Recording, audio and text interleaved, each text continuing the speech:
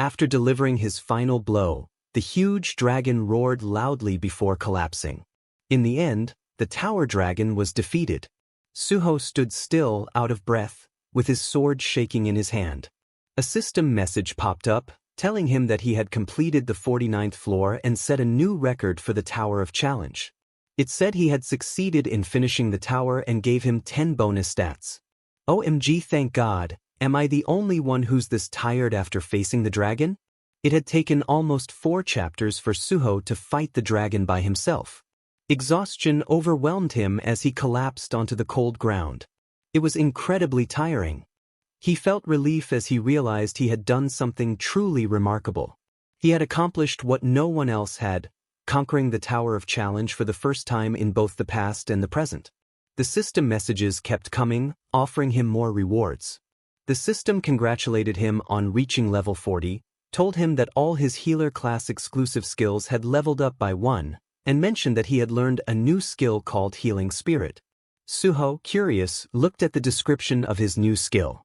It said the skill allowed him to create a healing zone that would heal everyone inside it continuously, with no limit on the number of people it could affect.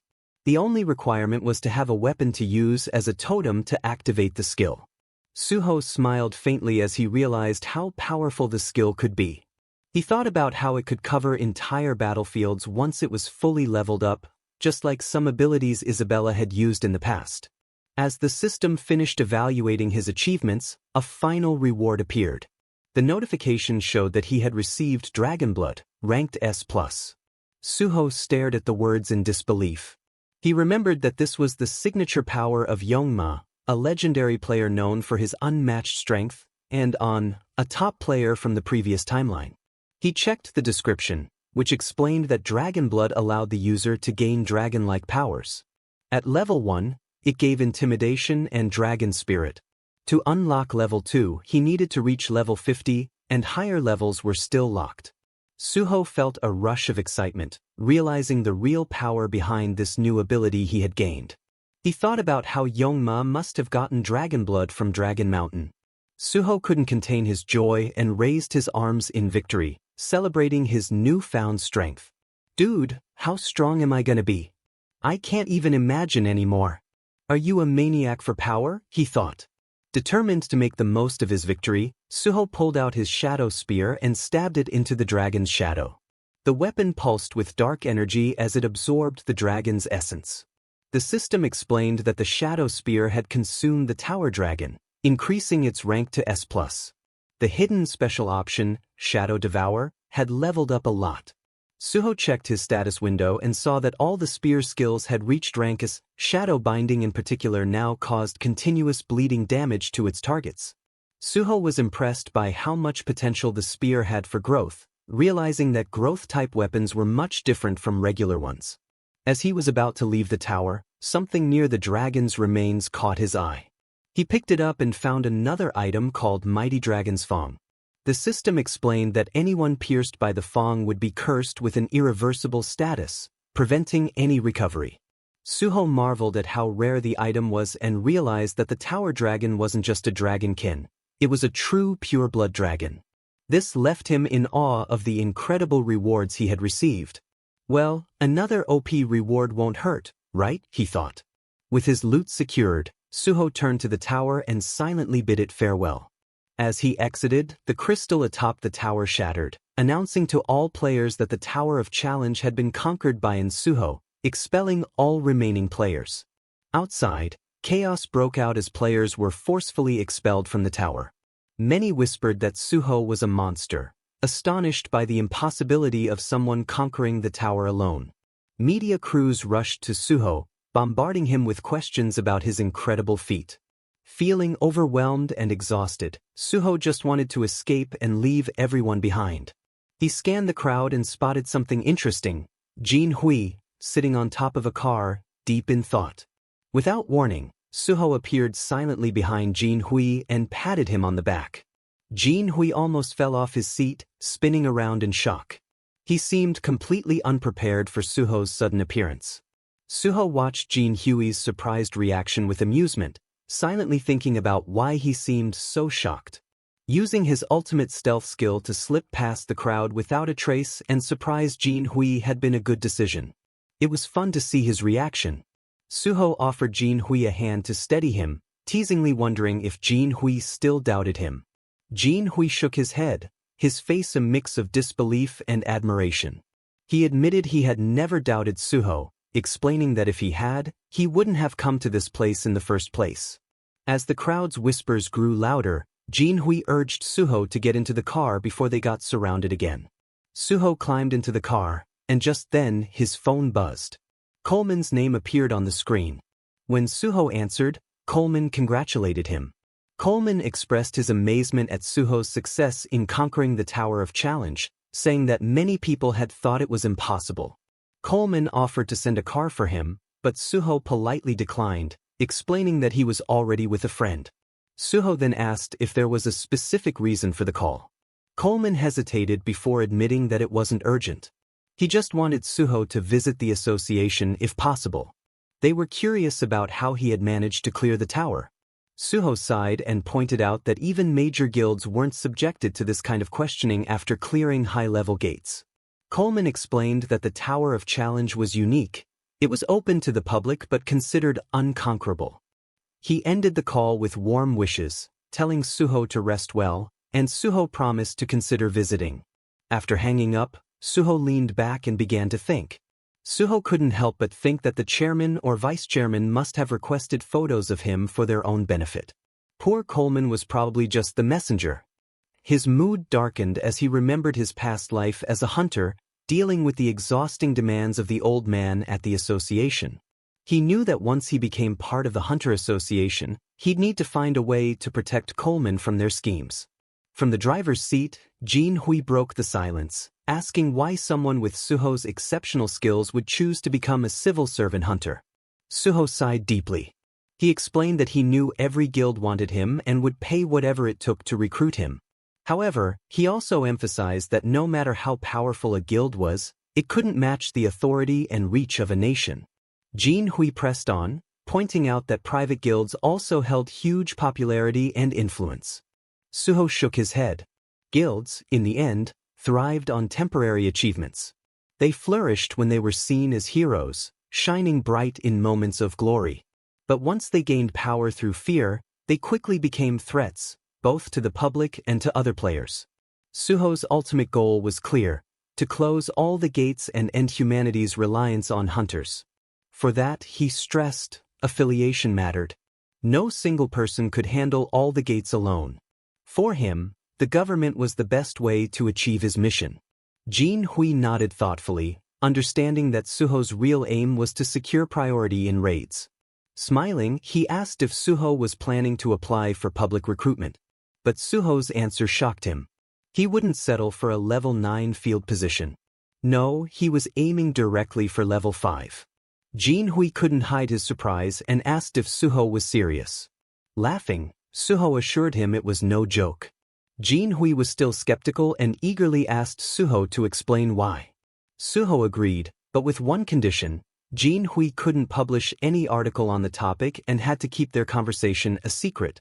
Jin Hui agreed immediately, his curiosity getting the best of him. After hearing Suho's reasoning, he was left astonished and praised Suho for his brilliant ideas. Suho reminded him again to keep everything between them.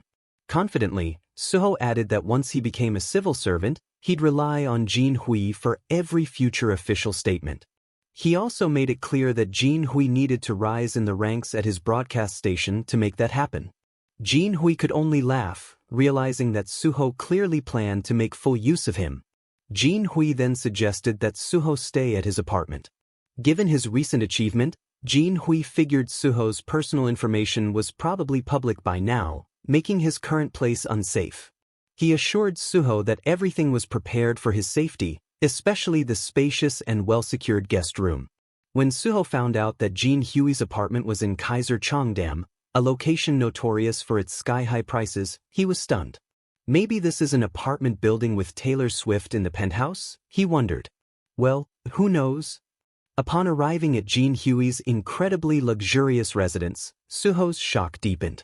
Is this how life is for people from privileged backgrounds? He thought. Inside, Jin Hui mentioned calling a healer to check on Suho, only to stop in disbelief when he realized Suho was already fully recovered. Suho casually reminded him that he, too, was a healer. Jin Hui was still skeptical, his doubt lingering.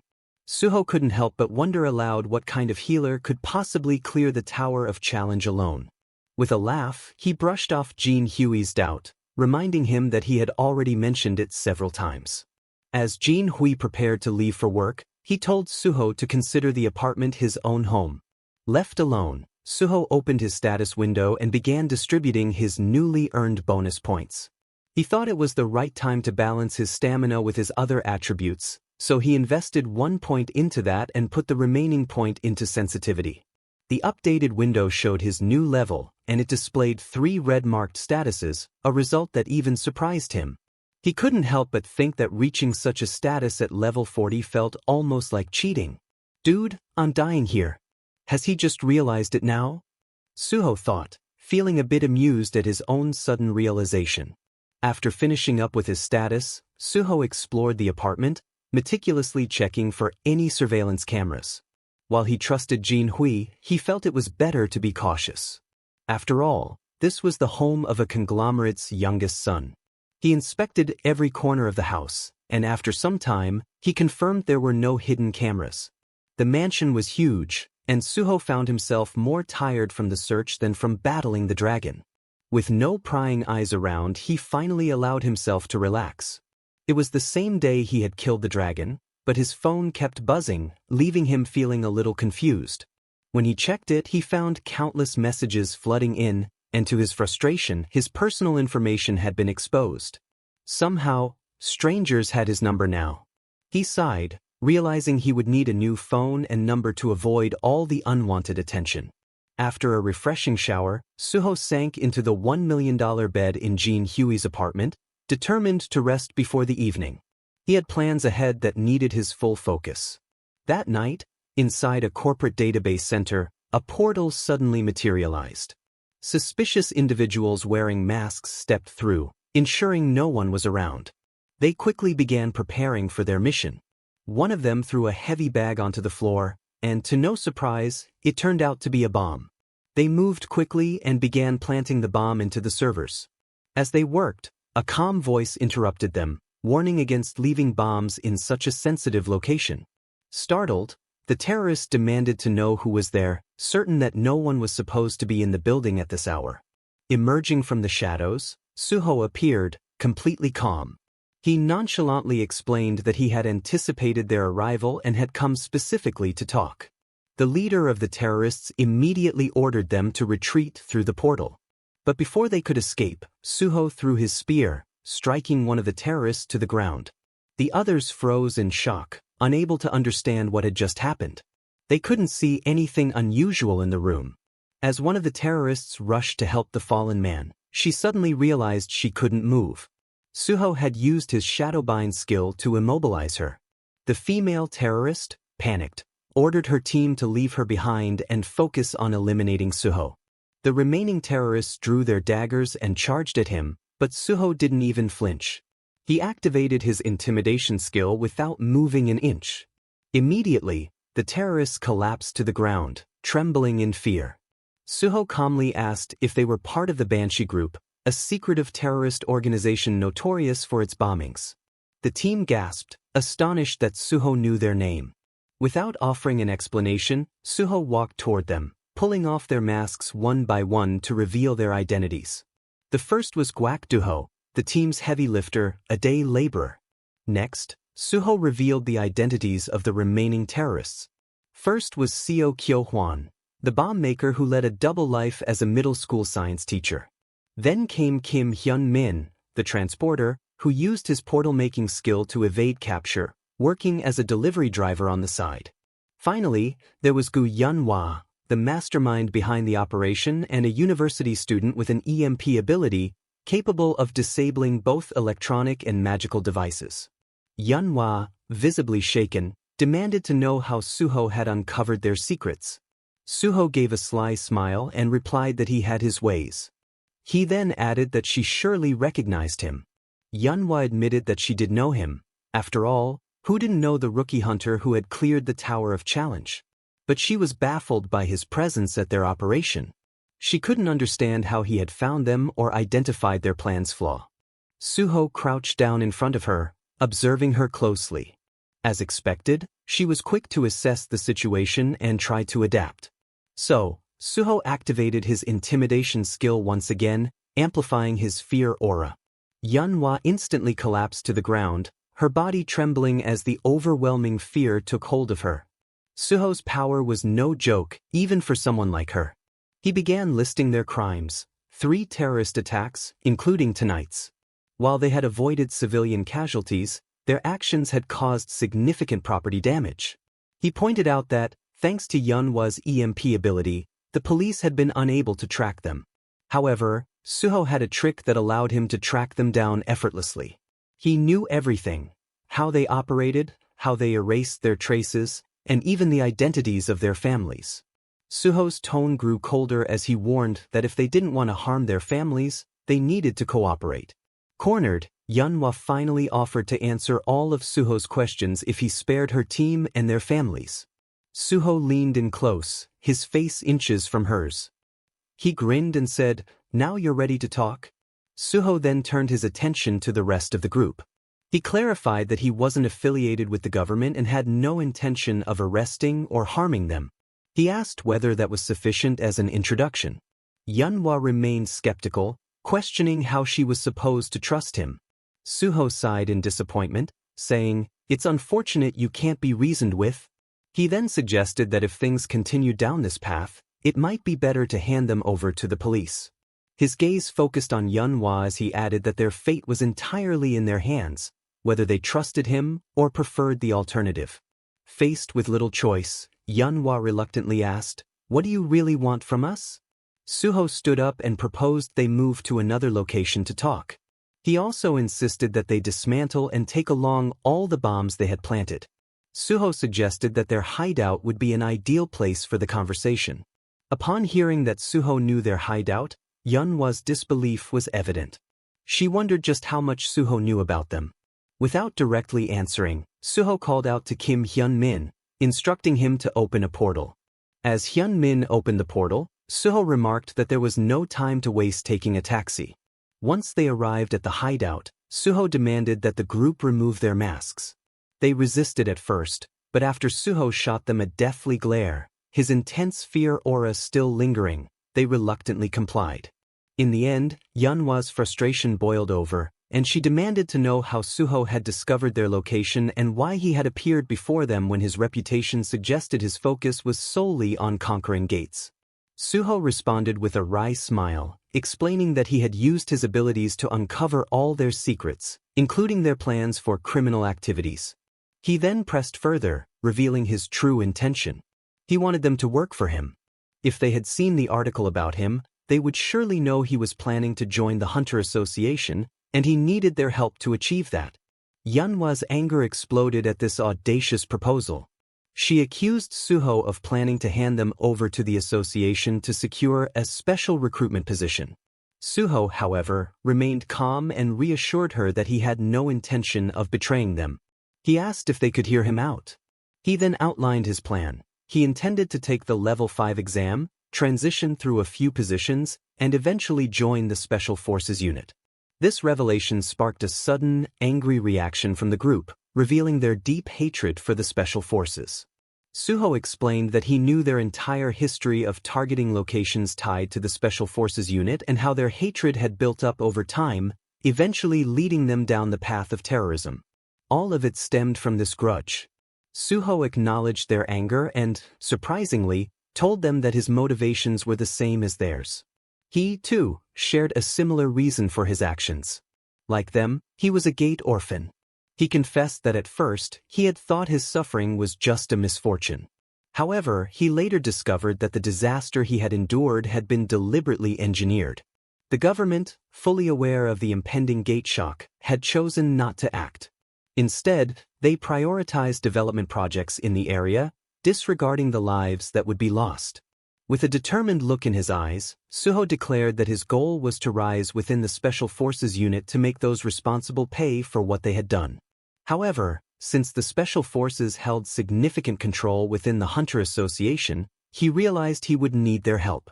He promised to assist them in their quest for revenge, ensuring it would be precise and certain, but they would need to prepare everything under his guidance. Manhwa, still skeptical, questioned Suho's confidence in passing the Level 5 exam. She pointed out that it wouldn't be easy for even him. With firm determination, Suho suggested that they could decide to follow him only if he succeeded. However, he warned them that any criminal activity during this time would nullify his proposal and prompt him to hand them over to the authorities without hesitation.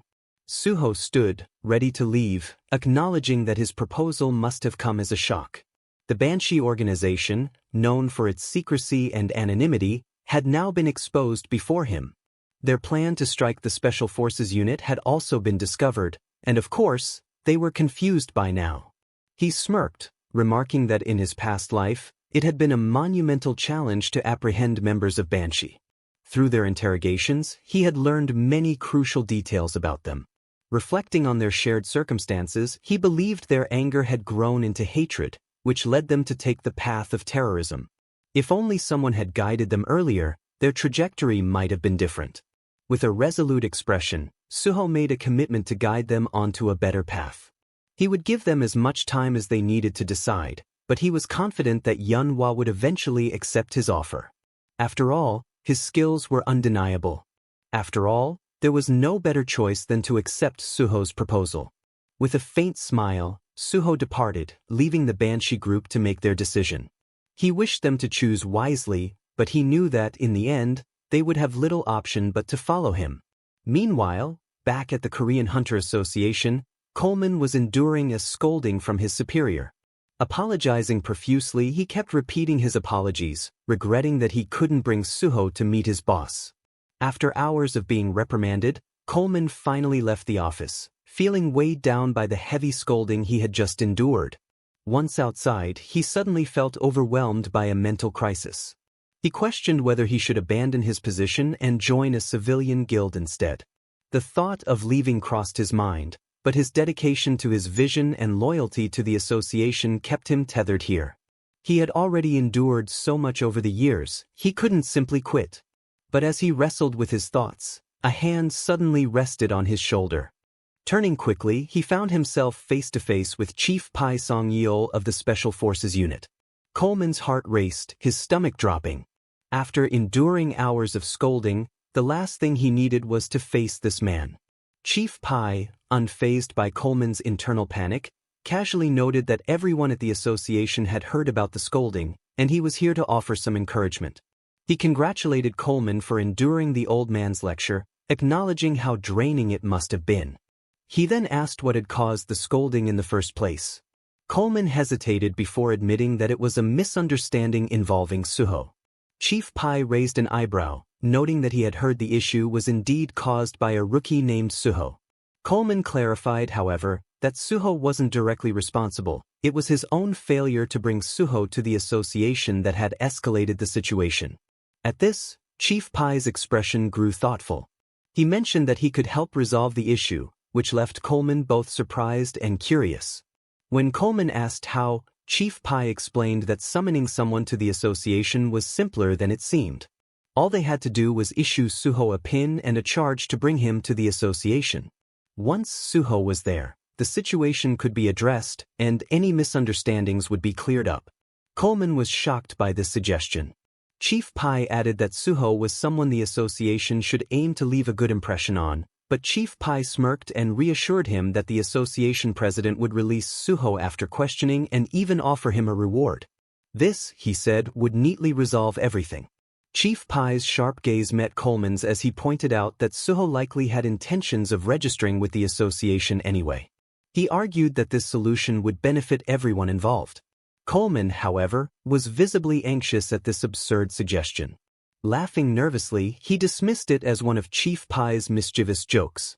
He explained that using such forceful methods on someone as accomplished as Suho could lead to disastrous consequences. He had seen firsthand how powerful Suho was. Chief Pai's lips curled into a sardonic smile as he commented that every time he looked at Coleman, he couldn't help but think of what a genuinely good person he was. With a sarcastic tone, he wondered aloud why the government should fear a single hunter. They had the power to crush anyone, so they should hold their heads high and use their authority without hesitation. Coleman, still uneasy, only nodded. Chief Pai, however, leaned in with a more earnest expression. He then encouraged Coleman to think things through carefully, reminding him that the association had the authority to investigate and prosecute hunters. The special forces held immense power, and Coleman needed to understand that sometimes a hard hand was necessary to maintain control and order. The weight of the situation pressed down on Coleman, and for a moment he didn't know what to think. Chief Pai reminded Coleman of the historical influence prosecutors once held, how their authority kept people in line out of fear. Coleman listened in silence as Chief Pai encouraged him to adopt a more adaptable approach, stressing that as members of the association, they didn't have to fear anyone. Sometimes, he said, unconventional methods were the best way to achieve results. Before leaving, Chief Pai assured Coleman that he was always available to help if needed. As Chief Pai walked away, Coleman remained frozen in place, still processing the conversation. Honestly, he couldn't believe it either. This guy. I'm in disbelief too. He couldn't shake the feeling that Suho would end up taking down Chief Pai eventually. Coleman's mind was a whirlwind of emotions. He muttered to himself, calling Chief Pai sneaky. At first, Coleman had hoped Chief Pai would be different from the typical out-of-touch superiors, especially given that Pai was a hunter within the association. But now it was clear that Chief Pai's sharp understanding of hunters and their behavior allowed him to exploit the system for his own benefit.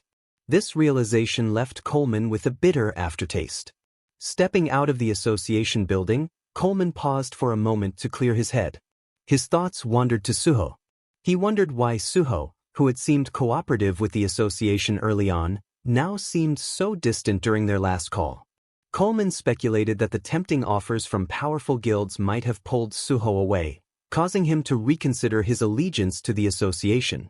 Gazing up at the sky, Coleman found himself questioning Suho's true motivations and decisions. Meanwhile, in another part of the city, Suho emerged from a taxi, fully geared up in his new muumuu armor. The system's voice echoed in his mind, confirming the activation of monochrome solitude. Feeling confident that his preparations were complete, Suho clenched his fist, determined to press forward with his next plan. He scaled a fence and entered an abandoned building. Inside, he activated his magic detection and immediately picked up a faint trail of dark mana, leading him into a narrow hallway. Gates always leak mana, he muttered to himself, noting that even the most hidden gates couldn't escape releasing magical energy. Following the trail, he came upon the source, a concealed gate. This gate was sealed and dormant, surrounded by an ethereal magical aura that blended with the environment. Suho recognized it as a hidden dungeon, one that required certain conditions to be unlocked. Without hesitation, he drew a knife from his inventory, a sly smirk appearing on his face. He made a shallow cut on his palm and let a few drops of blood fall onto the gate. The system confirmed that the condition had been met. The gate began to open, and a notification flashed up, marking the discovery as a significant achievement. Suho had found a hidden dungeon and earned 5 bonus stats as a reward. The gate revealed its name, Blood's Decree. Additional information appeared on the system's interface, though the entry conditions and maximum capacity remained unknown. Suho's smirk deepened as he watched the swirling energy of the open gate, excitement rising. Whatever challenges lay ahead, he was ready to face them head-on.